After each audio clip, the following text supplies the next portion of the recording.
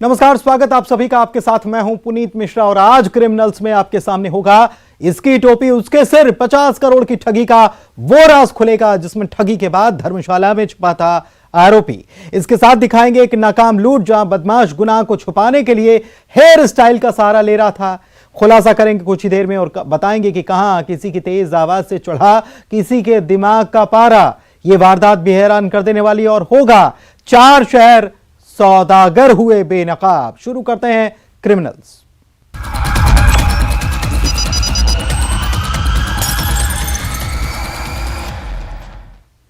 तो एक ऐसी वारदात जब 2 हथियारबंद लुटेरे एक कार को ओवरटेक करते हैं और फिर कार सवार सराफा कारोबारी पर गोलियां दागते हैं। हमले में सराफा कारोबारी और उसका बेटा घायल हो जाता है, लेकिन इस मामले में पिक्चर अभी बाकी थी क्योंकि उसके बाद लुटेरों के होश उड़े थे। आप भी देखिए, ऐसे हुई लूट की वारदात नाकाम। सलाखों में जब लुटेरा पहुंचा तो हुए कई चौंकाने वाले खुलासे।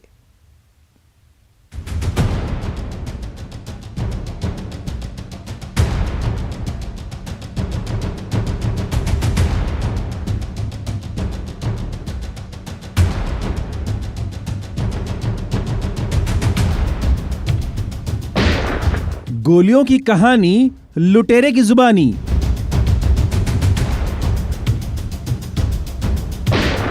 गेटअप से छुपाया गुनाह। 2 लुटेरे, 2 राजदार, 2 शिकार।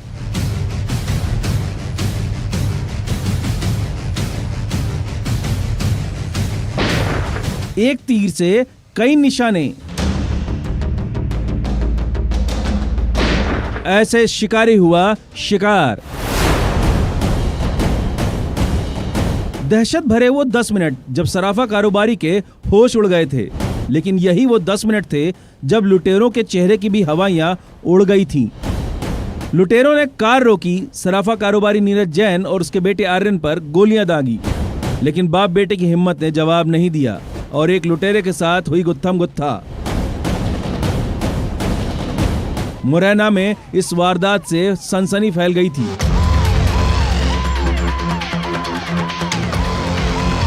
एक लुटेरे को बहादुर बाप बेटे ने तो पकड़ लिया, लेकिन दूसरा फरार हो गया।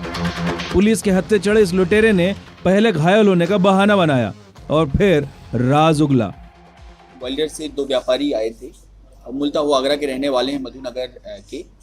और रास्ते में उनपे जो है उनकी गाड़ी रोकी और 2 बदमाशों ने उनपे फायर किया और फायर करने के बाद में इनमें गुत्थम गुत्था हुई, जिसमें कि व्यापारियों के भी गोली लगी थी और जो एक आरोपी था, आरोपी के भी चोटें आई थी। और इन तीनों को लेकर के जिला चिकित्सालय मुरैना लेकर के आए थे, जहां से कि व्यापारियों को ग्वालियर के लिए रेफर कर दिया गया था। ये नाकाम लूट थी। पूरी कहानी आपको सुनाते हैं। जब लुटेरा रिंकू शर्मा अपने साथी दिनेश के साथ बाइक पर सवार होकर आगरा से सराफा कारोबारी नीरज की कार का पीछा कर रहा था, जिस वारदात का राजदार था सोनू और छोटू। सोनू ने रैकी की थी और लोकेशन लुटेरों को दी थी। कार को इन लुटेरों ने रोका था। असल में जो है 2 गाड़ियां थी। 2 गाड़ियों में एक गाड़ी में ये छोटू शर्मा और ये दिनेश कुशवाहा था, जिसको पुलिस ने आज राउंड अप किया है, और 2 लड़के और थे। एक का नाम था रिंकू शर्मा और दूसरा सोनू शर्मा। ये जो है रिंकू शर्मा चांदपुर दिमनी थाना क्षेत्र का रहने वाला है और इन लोगों ने प्रॉपर तरीके से रेकी करी थी इसकी। एक सोनू भेड़ा है, अमलेहरा गांव का है ये, अम्बा का। इसका ग्वालियर में उठक बैठक है इसकी सराफा में। तो ये वहाँ से जो है जो भी व्यापारी वगैरह जाते हैं ग्वालियर से या कि इनका मूवमेंट इस साइड में होता है, उसकी ये रेकी करती। लूट का प्लान था मुरैना और आगरा के बीच लूट करना और अंबाह बाईपास पर हुई दहशत की ठाएं ठाएं। लेकिन यह वार लुटेरों पर उल्टा पड़ गया, जिसमें फरियादी नीरज और लोगों की हिम्मत की वजह से लुटेरा पुलिस के हत्थे चढ़ा। लेकिन अभी भी फरार दूसरे लुटेरे दिनेश का राज खुलना बाकी था। इस बीच यह घायल लुटेरा पुलिस को गुमराह करने के लिए और अपने दुश्मन को फंसाने के लिए उसका नाम लेने लगा। जो एक आरोपी पकड़ में आया था, उससे जब पूछताछ करी तो उसने पुलिस को बहुत गुमराह किया। उसने अपने दुश्मन से, जिससे उसकी दुश्मनी चल रही है, दिलीप तोमर उसका नाम बता दिया उसने। इसके बाद पुलिस ने जब उसको वेरीफाई किया, उसको पूछताछ करी उससे, तो पता चला कि घटना जिस टाइम पे वो बता रहा था उस समय पे उसकी लोकेशन तो मेहगांव में थी, वो यहाँ आया ही नहीं था। फिर जब उससे और सख्ती से पूछताछ करी हम लोगों ने तो उसने फिर पुलिस को घुमाता रहा कंटिन्यूअसली। इसके बाद पुलिस ने पूरे रूट के सीसीटीवी कैमरे देखे और कैमरे देखने के बाद सारे फुटेज ला करके फिर उससे वेरीफाई कराया तो उसने पूरी घटना का खुलासा किया। लेकिन जिसका नाम इस लूट में घायल लुटेरे ने लिया था वो झूठी कहानी थी। सीसीटीवी फुटेज से फरार दूसरे लुटेरे दिनेश की लोकेशन मिली, जिसने गुनाह को छुपाने के लिए अपना हेयर स्टाइल भी बदल लिया था। जो भी व्यापारी वगैरह जाते हैं ग्वालियर से या कि इनका मूवमेंट इस साइड में होता है उसकी ये रेकी करते हैं, तो वहाँ से इसने जो है रेकी कर रखी थी इनकी और ये लोग पीछे लग गए थे। इसके बाद इनकी प्लानिंग ये थी कि इनको मुरैना से लेकर के आगरा तक पहुँचने तक के बीच रास्ते में इनको कहीं ना कहीं इनको लूटना है। लेकिन ये जो है एबी रोड में अम्बा बाईपास के पास में इन्होंने घटना कारित करी, जिसके बाद ये एक पकड़ में आया। दूसरा जो है ये जो दिनेश कुशवाहा था ये भाग गया था मौके से और भागने के बाद इसने बड़े ही सातिराना तरीके से अपने कपड़े चेंज कर दिए थे और सब कुछ अपना जो है जो दाढ़ी वाड़ी वो सब एकदम सेट कर कुरा के और ये जो है छिप गया था एक जगह पे। फिर पुलिस ने इस पर तहकीकात करी, काम किया इस पर, तो ये जो है पकड़ में आ गया और सीसीटीवी फुटेज से भी जो 2 आरोपी थे उनकी भी पहचान हो पाई। तो आज ये आरोपी जो है पकड़ में आ गया है। इससे जो जिस हथियार से फायर किया था वो हथियार भी पुलिस ने बरामद कर लिया है। और फिर पुलिस के हत्थे ये फरार लुटेरा चढ़ा, जिसमें खुलासा हुआ कि सोनू और छोटू इस लूट के खेल के असल मास्टरमाइंड थे। मुरैना से दुष्यंत सिकरवार के साथ bureau report, news 18 Madhya Pradesh Chhattisgarh. ये वो वारदात है जो दिल दहला देने वाली है और हैरान करने वाली भी, क्योंकि एक शहर में एक इंसान को शैतान बनते देर नहीं लगी जिसने एक मामूली सी बात पर किसी की जान ले ली। वो मामूली बात आपको बताएंगे और एक शहर में जोर से चिल्लाने पर हुआ जानलेवा हमला। आप भी देखिए ये कैसी सनक।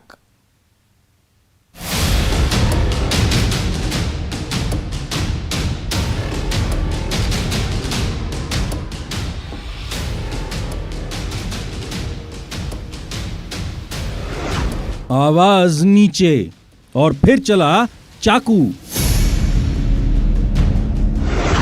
कहीं जोर से चिल्लाने पर जानलेवा हमला, कहीं दौड़ा गुस्से का करंट। 2 शहर, मामूली बात, वारदात। ये कैसी सनक। जुर्म की दुनिया की यह वारदात वाकई हैरान करने वाली है, जिसमें खून खराबे की इस तस्वीर के पीछे की जो सनक है उसे सुन सब हैरत में है। बस दिमाग पर गुस्सा सवार हुआ और उसके बाद सिवाय पछतावे के कुछ नहीं बचा। हम ऐसा क्यों कह रहे हैं तो देखिए पहली तस्वीर कोरबा की। रामपुर पुलिस इस मर्डर मिस्ट्री की तफ्तीश कर रही थी और महज 24 घंटे में यह गुनहगार पुलिस के हत्थे चढ़ा, जिसने मामूली सी बात पर अपने पड़ोसी की जान ले ली। दरअसल इस गांव के रहने वाले बाबूलाल कंवर के सिर पर किसी ने वार किया था। खून से लथपथ बाबूलाल कंवर लोगों को दिखाई दिया। इलाज के लिए अस्पताल ले गए, लेकिन बाबूलाल को बचाया नहीं जा सका। रामपुर चौकी के आछीमार गांव में एक व्यक्ति बाबूलाल कंवर की जो मृत्यु हो गई थी, जिसमें सांघातिक चोट के निशान थे। प्रारंभिक पूछताछ में यह पता चला कि उनके पड़ोसी उसी गांव के रहने वाले रामाधार मीरी का उनका पूर्व में भी विवाद रहता था। अब बाबूलाल कंवर की हत्या करने की पीछे की वजह सुनिए। बिजली का तार जोड़ने जैसे मामूली सी बात पर विवाद हुआ। ये विवाद किया था पड़ोसी रामाधर ने, जिसके घर के पीछे से बिजली का तार बाबूलाल जोड़ रहा था और ये बात उसे नागवार गुजरी और उसने अपने पड़ोसी की जान ले ली।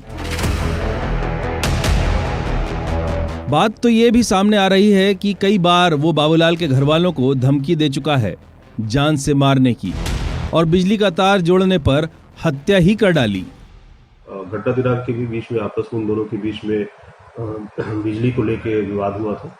इस पर से जो आरोपी रामाधार मीरी है उनके द्वारा टंगे से उनके सिर पर सांघातिक चोट किया गया था, जिससे उनकी मृत्यु हुई।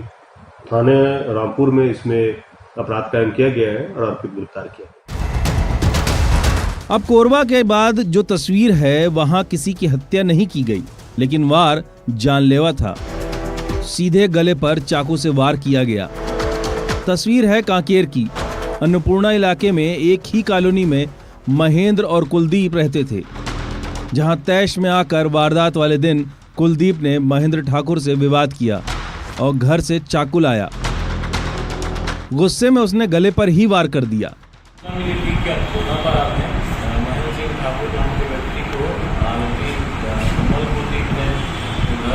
घर के सामने ऊंची आवाज में जोर से चिल्लाने की बात को लेकर नाराज होकर घरेलू चाकू से गले में हत्या करने के लिए उससे प्रहार किया है।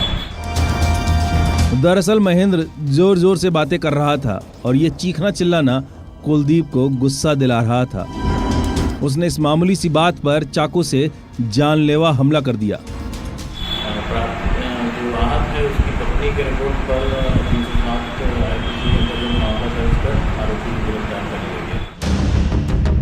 दो शहर में मामूली सी बात कैसे खून खराबे की शक्ल में अख्तियार हो गई, आखिर ये कैसी सनक।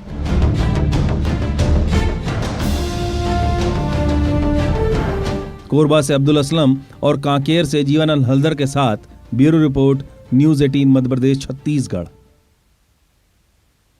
और अब आपको दिखाएंगे 50 करोड़ की ठगी, जिसमें व्यापारियों को लगाया गया चूना।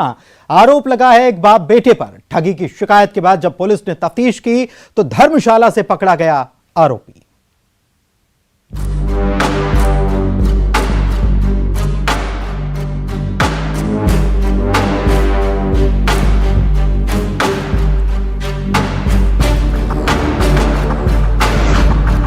इसकी टोपी उसके सिर। व्यापारियों को लगाया चूना। फिर दर्शन का खेल। सट्टे में हारा दांव, दांव पर लगा भरोसा। 50 करोड़ की ठगी। पुलिस की टीम 15 दिन तक डेरा डाले हुई थी। डेरा ठग को पकड़ने के लिए। जिस बाप बेटे पर लगा है ठगी का इल्जाम, 2 दर्जन से ज्यादा बड़े कारोबारियों को चूना लगाने का आरोप है। लेकिन जिस शख्स पर ठगी का इल्जाम लगा है वो अपनी लोकेशन बदल रहा था। लोकेशन भी तीर्थ स्थल। करोड़ों की ठगी का आरोप, लेकिन पुलिस से छुपने के लिए धर्मशाला में ठिकाना चुना गया। 200 से 300 रुपए का कमरा लिया गया। लेकिन उसी धर्मशाला में रायपुर पुलिस को खबर लगी और उसी धर्मशाला से आरोपी अरेस्ट हुआ। देहरादून से व्यापारियों को चूना लगाने वाले आरोपी को गिरफ्तार किया गया है। प्रार्थी या राजेश अग्रवाल जो छत्तीसगढ़ स्टील ट्रेडर्स के मालिक हैं, उन्होंने थाना आजाद चौक में रिपोर्ट दर्ज कराया था कि जो एसएम शॉप के मालिक हैं स्वप्निल मित्तल, वो उनसे लगभग 3 करोड़ 70 लाख रुपए का जो है स्टील लेने के बाद भुगतान नहीं कर रहे हैं। ऐसे ही मामला 4 अन्य लोगों ने भी दर्ज कराया था, जिससे थाना आजाद चौक में आरोपी जो स्वप्निल मित्तल है उसके खिलाफ 5 अलग अलग मामले दर्ज किए गए थे। और जब से मामला दर्ज किया गया है तब से आरोपी लगातार जो है फरार चल रहा था। लोहा कारोबारी राजेश अग्रवाल को आरोपी स्वप्निल मित्तल ने बड़े सुनियोजित तरीके से रकम के बदले माल देने का झांसा दिया। आरोप ये भी है कि इससे पहले कई लोगों को ठगी का शिकार बनाया। आरोपी पुलिस से छुपने के लिए लगातार लोकेशन बदलते जा रहे थे। देहरादून में ये एक जो धर्मशाला है, अग्रसेन धर्मशाला, वहाँ पर रह रहा था और इस दौरान जो है वो अलग अलग राज्यों में छुपा हुआ था जाकर। यहाँ से जब वो भागा था तो सबसे पहले मथुरा गया, मथुरा से वृंदावन गया, कुछ समय जयपुर में रहा, वहाँ से वापस उत्तराखंड आ गया, कुछ समय फिर वापस राजस्थान झुंझुनू चला गया था।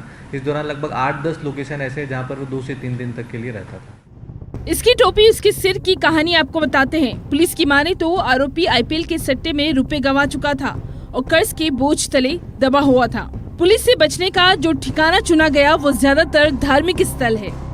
आरोपी की गिरफ्तारी के लिए एक स्पेशल टीम बनाई गई थी और स्पेशल टीम जो है लगातार उसके छुपने के संभावित स्थानों पर जो है रेड की कार्रवाई कर रही थी। और कल जो आरोपी स्वप्निल मित्तल है उसे देहरादून से अरेस्ट किया गया है और देहरादून से अरेस्ट करके रायपुर लाया गया है और उसका पुलिस रिमांड लिया जा रहा है ताकि आगे विस्तृत पूछताछ उससे की जा सके। आजाद नगर थाना इलाके में एक नहीं 5 मामले दर्ज है। ठगी के इस मामले में जब आरोपी गिरफ्त में आया तो उसने जो पुलिस को कहानी सुनाई वो आपको सुनाते हैं। स्वप्निल मित्तल है, उसका कहना है कि जो पूर्व में एक आरोपी गिरफ्तार हुआ था बंटी साहू, जिसकी नागपुर से गिरफ्तारी की गई थी, इसने पूरा माल उसको दे दिया था और उसने इसको भुगतान नहीं किया है। तो इसका कहना है कि पूरा पैसा जो है बंटी साहू के पास। अब पुलिस इस बात की तहकीकात कर रही है आखिर कितने और व्यापारियों के साथ भरोसे में ठगी की गई है। रायपुर से युगल तिवारी के साथ bureau report, news 18 Madhya Pradesh Chhattisgarh. और अब खुलेगा नशे के सौदागरों का राज। कैसे एक राज्य से दूसरे राज्य में पहुंचाई जा रही थी अवैध गांजे की खेप, कैसे लेडी तस्कर चढ़ी पुलिस के हथे और कहां नंबर प्लेट से चली गई थी पुलिस को गुमराह करने की चाल। आप भी देखिए, 4 शहर सौदागर ऐसे हुए बेनकाब।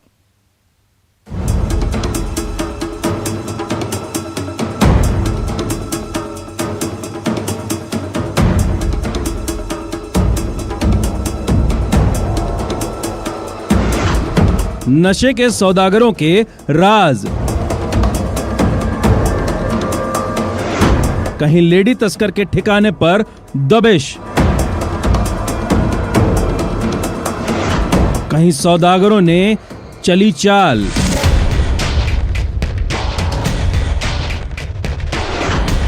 चार शहर सौदागर ऐसे हुए बेनकाब।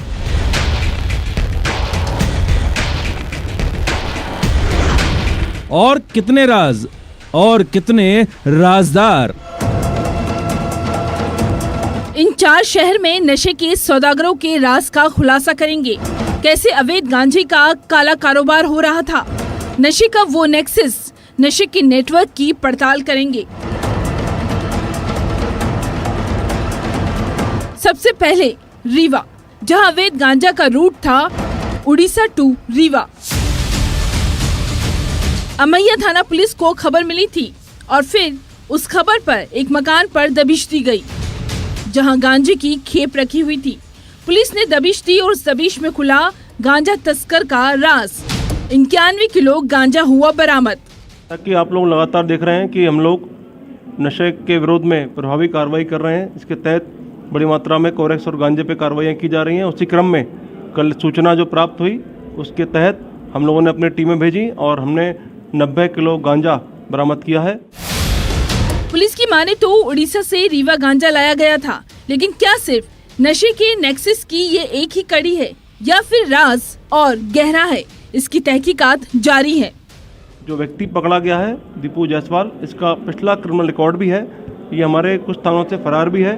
ये सभी जानकारियाँ अभी जुटाई जा रही हैं। इनसे भी पूछताछ एक टीम हमारी कर रही है। ये लोग कहाँ से गांजा लाते हैं, इनका नेटवर्क में कौन कौन शामिल है, गाड़ियाँ कहाँ से मिलती हैं। एमपी के रीवा के बाद आपको लिए चलते छत्तीसगढ़ के जशपुर।